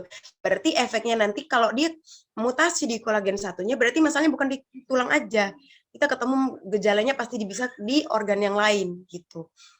Ini osteogenesis imperfecta itu harus ingat kolagen yang bermasalah itu kan banyak, sebenarnya kolagen banyak kan, tapi yang bermasalah di sini itu adalah kolagen 1-nya, entah itu 1A1-nya dan 1A2-nya. Kalau dia mutasi pastinya mutasi itu apa sih? Terjadi perubahan. Makanya dia dibilang di sini ada prokolagennya abnormal. Tadi udah dibahas kalau kolagen itu adalah protein utama pembentuk matriks. Kalau dia bermasalah kolagennya, berarti matriks dari tulangnya pun bermasalah dong. Karena karena kolagennya kolagen yang membentuk matriksnya itu sendiri. Kalau isi tulangnya saja itu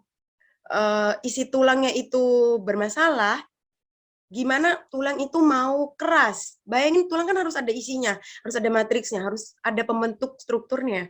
Kalau bermasalah, berarti bisa terjadi osteopenia. Apa itu? Rapuh tulangnya. lembek. Jadi bayangin ini dia panjang nih tulangnya, terbentuk memang tulangnya, tapi nggak ada nih isinya. Jadi kalau tulang kita kan keras nih, nih tulangnya si osteogenesis imperfecta gampang banget ngebengkok gitu, karena dia rapuh terus nggak ada isinya, osteopenia, oke? Dan kalau kita rapuh gitu, pasti efeknya apa? Fraktur, gampang banget patah, oke? Nah, ini tadi udah saya jelasin, dia ada mutasi gen kolagen di kolagen satunya. Oke. Nah, nih coba lihat, ini tulang yang normal, ini tulang yang masalah osteogenesis imperfecta tadi. Coba lihat di bagian diafisisnya, bermasalahnya di sini. Jadi nanti lempeng diafisisnya itu nanti kelihatan. Kalau di foto tuh tulang bagus ujung-ujungnya, ya sama besarnya gitu. Tapi kalau di diafisisnya nanti tuh ada kayak menipis karena kan isinya memang nggak ada permasalahan di jaringan ikat dan matriks tulangnya gitu. Oke. Nah, sekarang kita pindah ke manifestasi klinis. Apa-apa saja sih gejala kita kalau dia ini osteogenesis imperfecta, oke? Nah, ini khas sering sekali banyak pasti kalian kalau ketemu ini bakal bisa langsung oh ini osteogenesis imperfecta gitu. Yang paling khas ini dua. Skleranya biru, ini skleranya biru dan wajahnya segitiga ini, runcing begini. Oke? Ini manifestasi klinis yang paling khas. Jadi diingat ketemu dua ini di soal jawabannya osteogenesis imperfecta.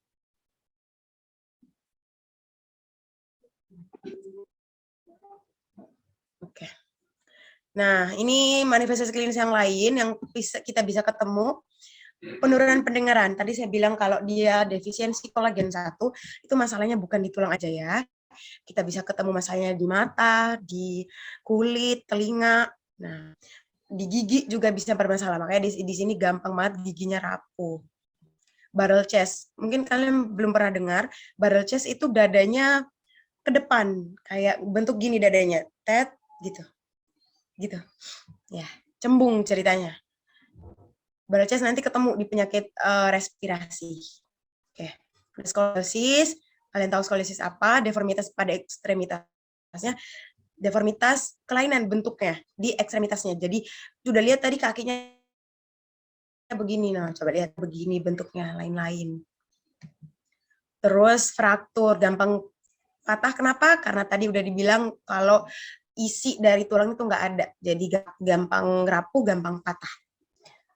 Retardasi pertumbuhannya nggak bisa, kelemahan persendian, iya karena persendian juga, terus kerapuhan tulang udah dibahas, statur itu perawakannya pendek, kelihatan pendek karena tulangnya nggak lurus, padahal dia panjang sebenarnya, tapi karena dia ngelekuk gitu, bawaannya kita lihatnya pendek.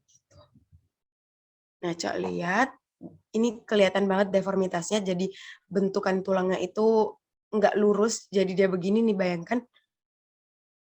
Skoliosis, dia juga bentuknya di kakinya juga, yang satu bisa lihat, deformitas juga. Ini lihat pemandangnya, ini bisa kita lihat kan, lihat pemandangnya sebelum kita bukan pemeriksaan jenjang asal pemandang. Dulu di basic mulai dari palpasi dan lain inspeksi kita bisa lihat oh ada kelainan deformitas, terus kita seleranya, kita lihat giginya, kita lihat kaki tangannya gitu. Terus kita curi nih, kita bisa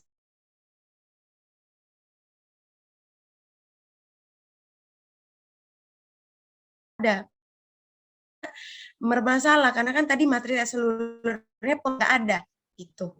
Jadi dia bakal tipis korteks tulangnya, diafisis tengah tulang itu mengecil gitu. Ujung melebar. Ini bagiannya. Oke. Nah, ini pemeriksaan penunjang bisa kulit, tes DNA. Bisa lihat juga panjang si Betul saya?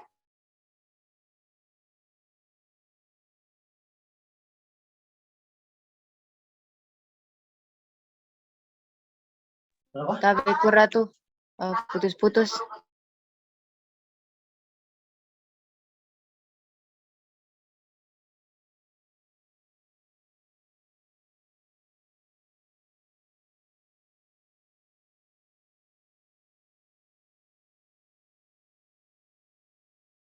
Kita lihat ulang, kalau kalian lupa dari bagian ini. Oke? Nah, gitu. Kita lihat pemeriksaan penunjang, itu bisa biopsi kulit sama tes DNA. Biopsi kulit, kan tadi masalah si ini penyakit, masalah di kolagennya. Jadi kita bisa biopsi kulit nih.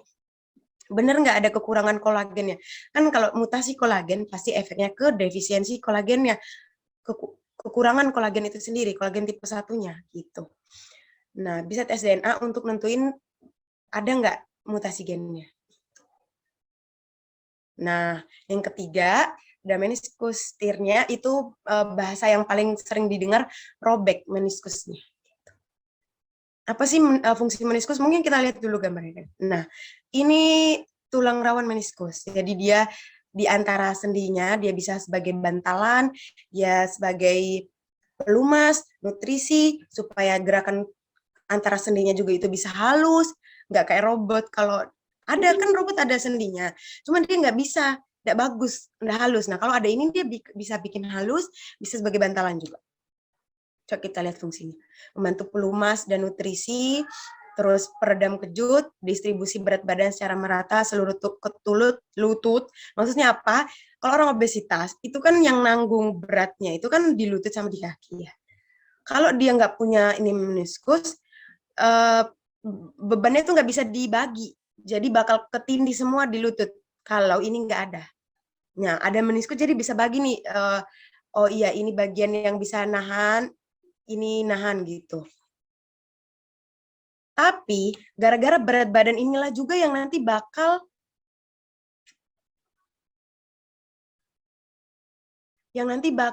menjadi faktor resiko robeknya meniskus. Jadi kalau orang obesitas, orang overweight, itu bakal resiko robek meniskusnya. Oke? Nah, terus memungkinkan gerakan yang lebih halus. Ya, ini sudah tadi ya, antara tulang paha dan tibia. Ini tadi gambarnya. Terus etiologinya, kenapa sih orang bisa meniskus? Itu tadi kita bahas dua penyakit yang di atas itu karena mutasi-mutasi gen itu mulu. Nah ini meniskus tir itu bukan karena ada mutasi atau yang lain halnya, tapi karena traumatologi. Traumatologi itu maksudnya ya karena kecelakaannya, karena dia jatuh, karena kebanyakan gerak gitu. Contohnya apa? Olahraga yang paling banyak membutuhin gerakan kaki. Sepak bola, basket, lari, lompat jauh gitu. Nah, itu semua bakal membuat si meniskus tadi robek, gampang robeknya. Apalagi kalau dia punya berat badan lebih dan umurnya udah tua gitu.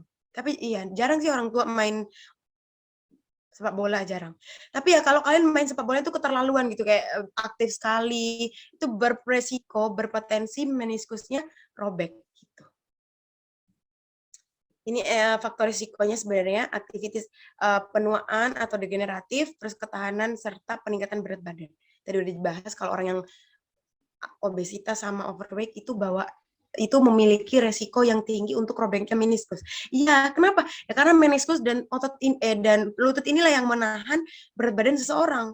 Jadi kalau berat badannya tinggi ya gimana tulang mau nahan gitu. Pasti dia gampang robek meniskusnya. Kita ke manifestasi klinis. Oke, kita ke manifestasinya. Apa sih yang kita dapetin kalau dia robek meniskusnya? Nanti ada ketemu bunyi klik yang pasien rasa. Jadi kalau dia habis main terus dia ngerasa ngilu, terus dia ada sebelumnya ada bunyi gitu, krek gitu. Terus gimana kita bisa tahu kalau kan kita nggak buktiin denger ya bunyi kreknya karena memang udah terjadi kalau pasien bawa ke rumah sakit.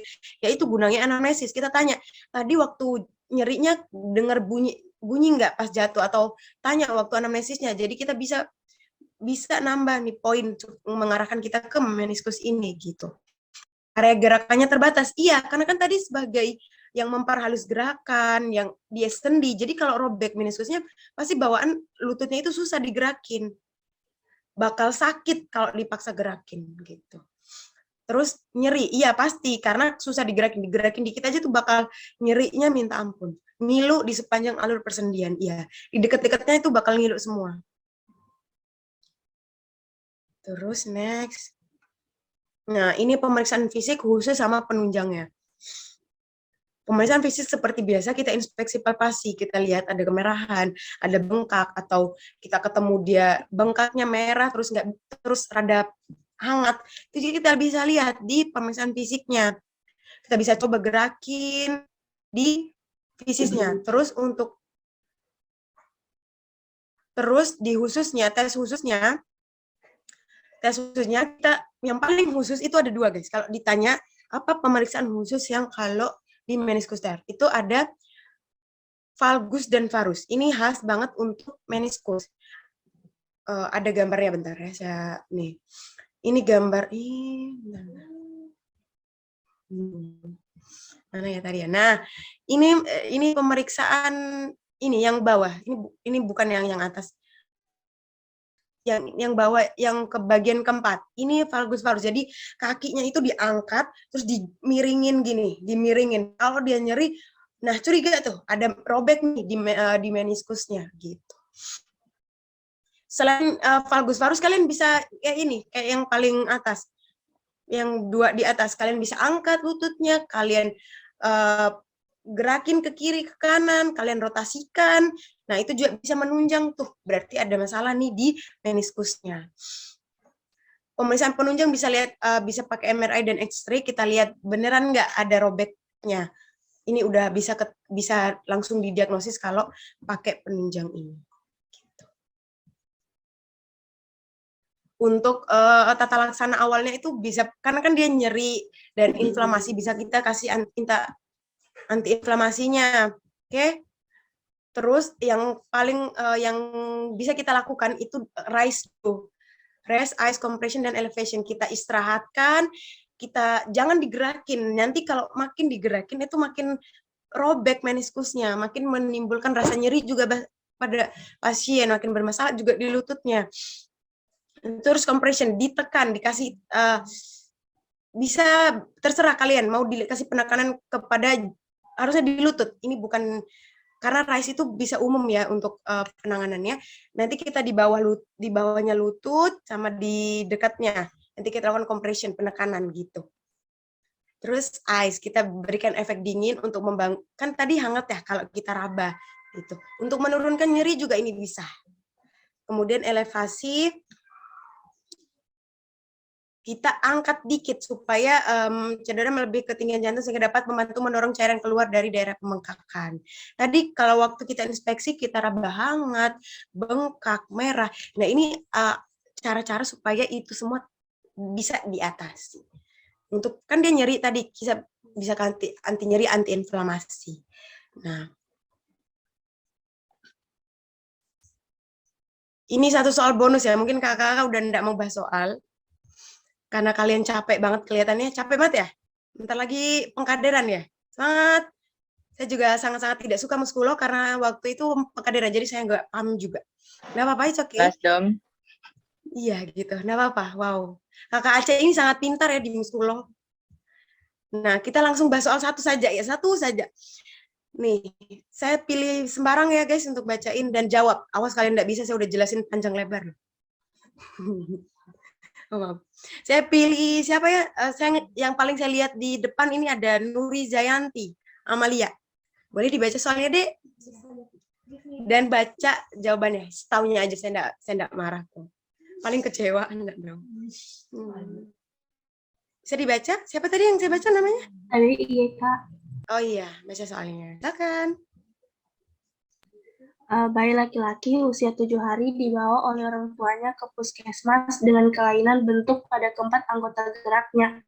Pada pasien tampak rewel dengan deformitas pada keempat ekstremitasnya. Didapatkan pula sklera yang berwarna biru. Pada pemeriksaan radiologi ditemukan fraktur pada kedua humerus dan juga pada kedua femurnya. Apakah Nah, menurut Nuriza nih, Nuriza Yanti, siapa dipanggil nih? eh, Nuriza ya? iya Kak. Oke. Apa jawabannya? Eh, Tadi udah Kak, dijelasin. mungkin Kak yang C mutasi pada gen FGFR3. Ulang dulu, coba dipikirin dulu tadi. Coba saya tanya, ini apa ya Mas ya di soalnya? Nah, oke, ada Alif angkat tangan, apa deh? Boleh banget. Saya suka nih. Tadi Kak, mutasi gen kolagen tipe 1 Kak. Oke, enggak apa-apa, enggak ada yang salah. Mungkin tadi rada masih bingung perbedaan antara dua penyakit tadi. Kok bisa Alifat tahu ini kolagen tipe 1 kenapa tuh?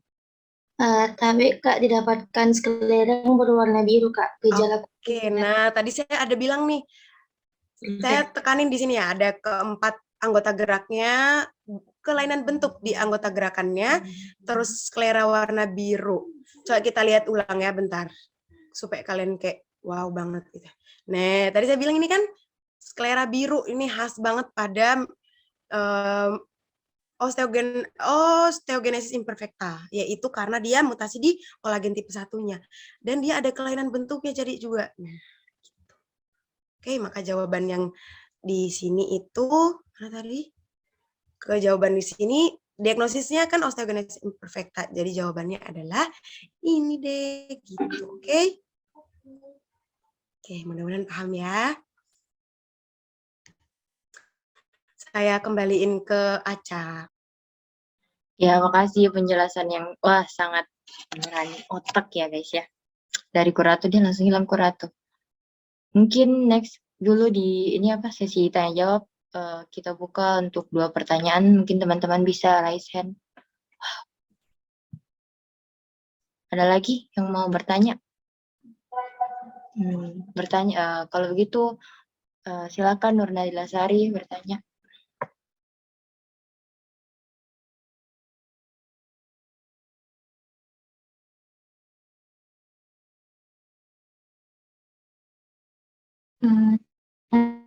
BK atau proteogen akhirnya nukleus belum. Saya jika yang putus-putus. Iya, Cak, putus-putus. Tapi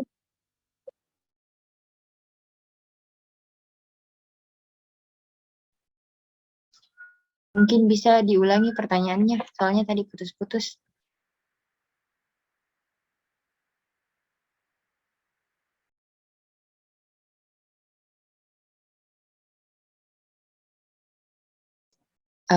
Pengaruh proteoglikan terhadap HNP di tapi untuk PJ materinya mungkin bisa dijawab.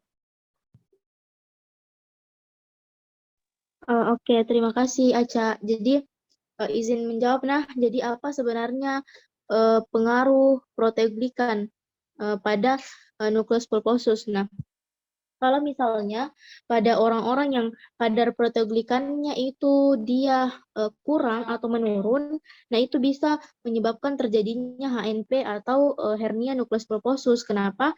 Karena proteoglikan ini kan dia salah satu penyusun dan dia yang berfungsi untuk menahan ceritanya itu supaya nukleus pulposusnya tidak hernia, tidak keluar. Makanya kalau misalnya proteoglikannya dia turun kadarnya, bisa menyebabkan terjadinya HNP itu tadi. Mungkin itu jawabanku. Terima kasih.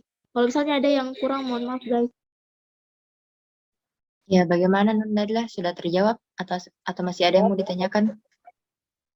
Kak sudah jelas Kak, terima kasih Kak. Iya, sama-sama. Ada lagi yang mau bertanya?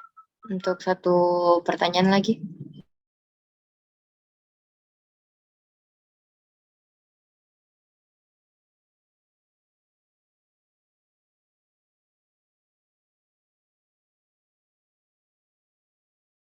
Ya, mungkin mati nih ya. 3 orang cuy. Oke, mungkin Alivia dulu. Alivia yang paling pertama raise hand tah.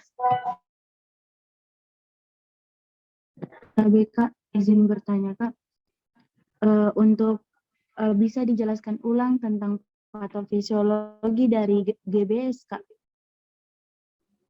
Oh, patofisiologinya GBSD. Iya.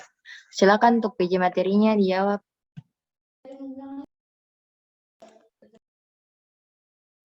Oh ya, tunggu saya share screen dulu.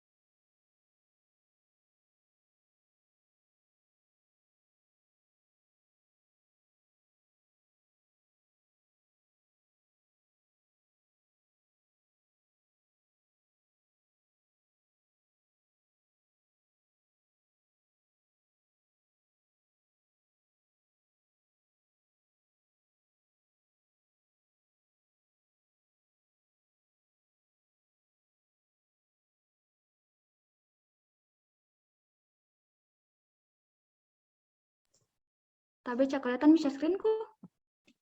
Iya, kelihatan Baca. Oh iya, jadi toh untuk GBS itu dia, karena kan GBS ini paling sering disebabkan karena infeksi, toh. Nah, kita ambil di sini contohnya. Itu contohnya, kan yang paling sering itu infeksi bakteri Campylobacter jejuni. Nah, kalau misalkan terjadi infeksi dari Campylobacter jejuni ini, itu tubuh kita akan memproduksi antibodi.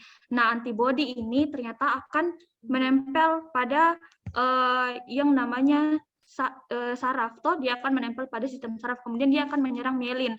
Nah, mielin ini kan yang membungkus dari sel saraf itu. Nah, ketika dia menyerang mielin, otomatis sama kelamaan mielinnya ini akan rusak.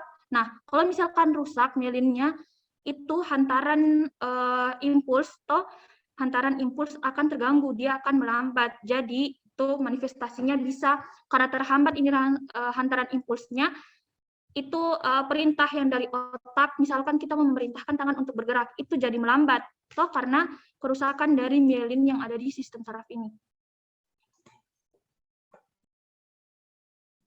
Bagaimana Alivia, sudah terjawab? Alivia Nugraheni. Tapi Kak, bukan pertanyaanku, Kak. Tapi cakapnya tadi Alvia. Sorry. Siapa tadi yang bertanya? Kayaknya tidak Raisen. Tapi Kak, Ayo, bagaimana terjawab? Alivia Mawaddah. Aduh, sama apa yang namanya? tapi Kak, iya Kak, dan izin bertanya lagi Kak, jadi yang di sini Kak, kan terjadi karena infeksi karena gara ini Campylobacterinya, tapi yang paling untuk menimbulkan gejalanya itu gara-gara mielin sarafnya yang tidak hantaran impulsnya itu yang akan terhambat Kak, begitu Kak? Iya deh, jadi untuk GBS itu toh yang paling banyak karena proses demielinasi, kerusakan mielinnya itu yang paling banyak sebenarnya. Ada juga varian lain yang bukan karena demielinasi, tapi yang paling umum itu karena kerusakan dari mielin yang ada pada sarafnya tadi, karena ada infeksi dari bakteri. Bagaimana sudah terjawab? Terima kasih banyak Kak. Tapi Kak, iya Kak, terima kasih banyak Kak. Iya, makasih Alivia Mawaddah. Mungkin selanjutnya Firda Sri Anugrah, silakan bertanya. Tapi Kak, pertanyaan saya itu bagaimana cara mengatasi osteoporosis pada wanita usia lanjut Kak, sama tapi Kak satu lagi itu pada pernah Kak dengar dokter menjelaskan tentang KKO, apakah KKO Kak bisa disembuhkan pada usia anak-anak atau tidak Kak? Tapi Kak.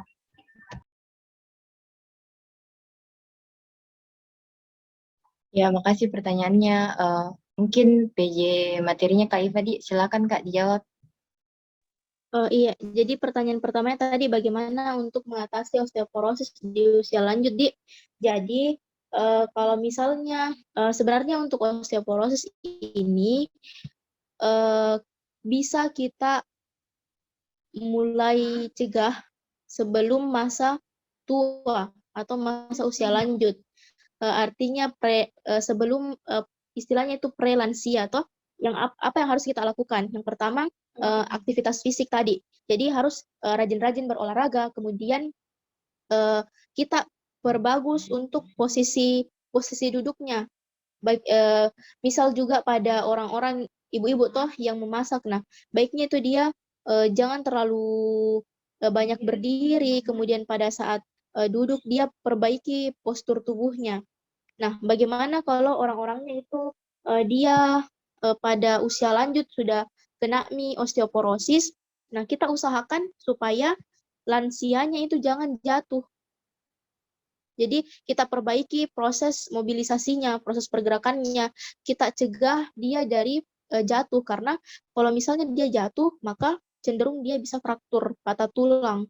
Makanya untuk preventifnya itu juga penting sekali, dan yang paling penting juga adalah tadi terapi farmakologinya, kemudian konsumsi atau intake dari kalsiumnya. Selain itu juga kita edukasi ke pasien untuk banyak-banyak kena sinar matahari.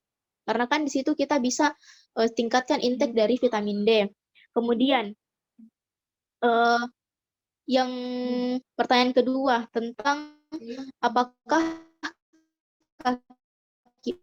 KO ini bisa sembuh. Nah, mungkin bisa dikoreksi. Nah, kalau misalnya saya jawab itu KO bisa sembuh, tapi kita harus lakukan memang terapi khusus biar bentuknya ini bisa kembali normal. Nah, kalau misalnya KO-nya ini tidak kunjung membaik, maka itu tadi kita rehabilitasi lagi, kita terapi lebih lanjut lagi untuk memperbaiki postur atau memperbaiki bentuknya ke posisi yang anatomis. Karena biasanya KO itu karena kebiasaan yang digendong samping toh bayinya, jadi dia kayak bentuk ogi kakinya. Nah, itu yang perlu juga diedukasi ke pasien. Mungkin itu juga itu jawabanku. Terima kasih. Ya, bagaimana Fitri, sudah terjawab nih? KBY Kak, terima kasih banyak Kak KBY Kak. Ya, mungkin untuk penanya terakhir di Alvia Nugraini, silahkan. TBK, Assalamualaikum warahmatullahi wabarakatuh. Nama saya Olivia Negrini Nakim. Mengenai penyakit osteogenesis imperfecta, Kak, dijelaskan penyebabnya itu mutasi kolagen tipe 1, A1 dan juga A2, mengakibatkan gejala seperti gangguan pendengaran dan juga kerapuhan gigi. Tapi Kak, apa hubungan antara kolagen dan juga organ pendengaran dan juga gigi, Kak? TBK. Ya, mungkin untuk PJ materinya silakan dijawab.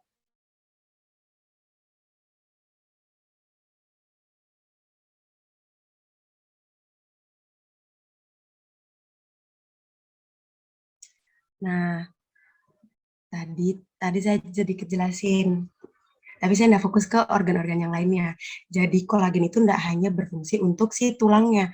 Kolagen tipe 1 itu berfungsi dalam pembentukan matriks dan berfungsi dalam pembentukan struktur semua organ-organ ini. Mata, gigi, hidung, tulang, gitu. Strukturnya, masalah strukturnya.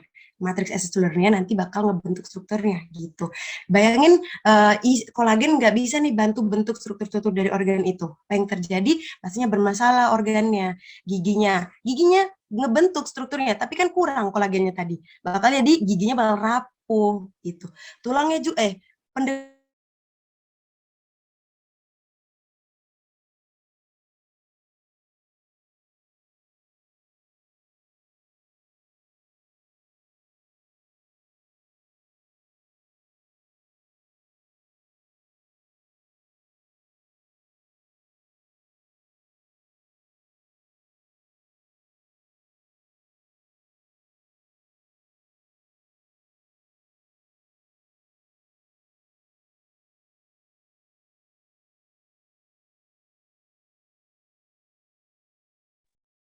Bagaimana, sudah terjawab nih, Alvia? Tapi iya Kak, sudah jelas Kak. Terima kasih banyak Kak.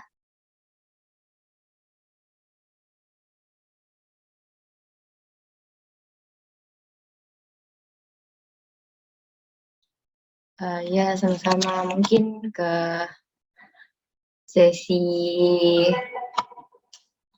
sebelum sesi yang paling ditunggu-tunggu sebelum sesi peserta terbaik, mungkin dulu jelaskan soal Osoka di kan untuk blog ini kayaknya pertama kali teman-teman Osoka. Sudah dijelaskan kah sama dokter soal mekanisme Osokanya?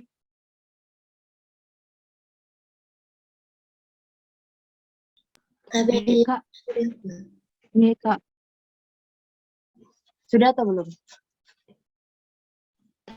tapi Kak,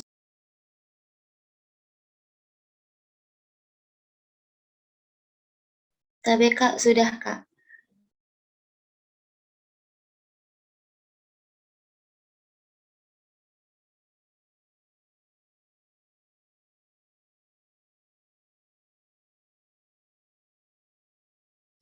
Bilang dokter pakai pakai karton kah?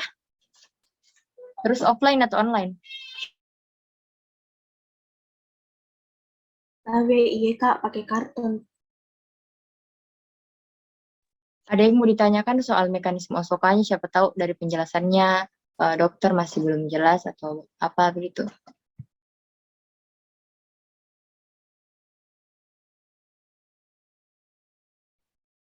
Nah, Narji mau bertanya soal Osokanya bagaimana begitu? Jelas semua aja penjelasannya dokter? Yakin. Kalau saya ada mau ditanyakan soal Osokanya toh, bertanya nih karena kemarin waktu blog endokrin itu angkatanku juga pakai mekanisme yang sama Ji. Jadi siapa tahu ada yang mau ditanyakan.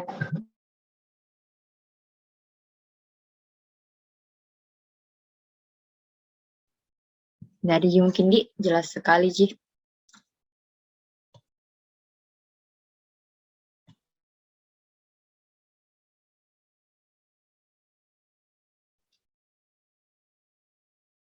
Kak Arif bicara dong Kak.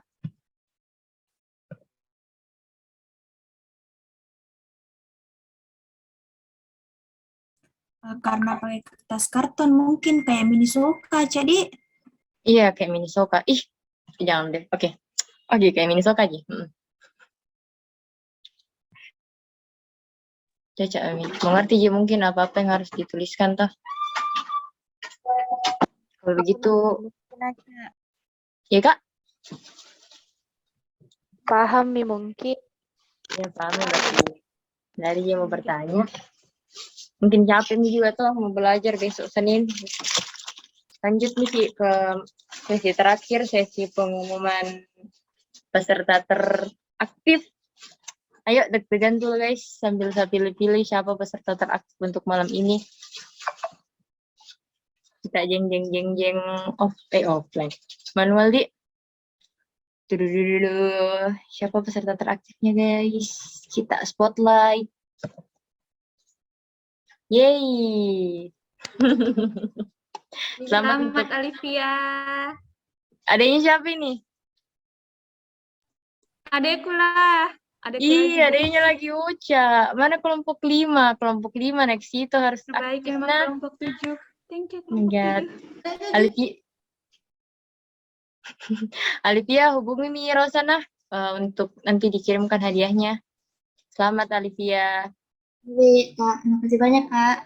Iya, teman-teman bisa tepuk tangan dulu. Yeay. Ya, karena sudah sesi terakhir, mungkin kita SS dulu, bisa di SS, Oca. Iya, oke. Ya, silakan on cam teman-teman. Oke guys, on cam.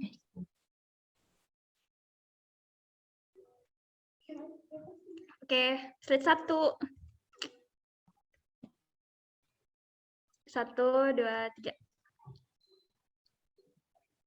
Slide 2. 1, 2, 3. Slide 3.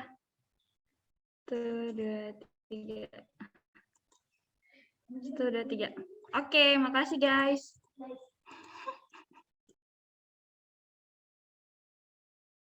Ya, makasih guys. Oh, karena saya buka tadi, saya tutup jadi supaya bermanfaat forum tak. Jadi kita tutup dengan doa kafaratul majelis. Subhanakallahumma wa bihamdik. Astaghfiruka wa atubu ilaik. Akhiru kalam billahi fisabilillah. Fastabiqul khairat. Wassalamualaikum warahmatullahi wabarakatuh. Waalaikumsalam warahmatullahi Waalaikumsalam. Tabe Kak, terima kasih banyak Kak. wabarakatuh. Terima kasih Terima banyak Kak. kasih teman-teman. Selamat hari Senin.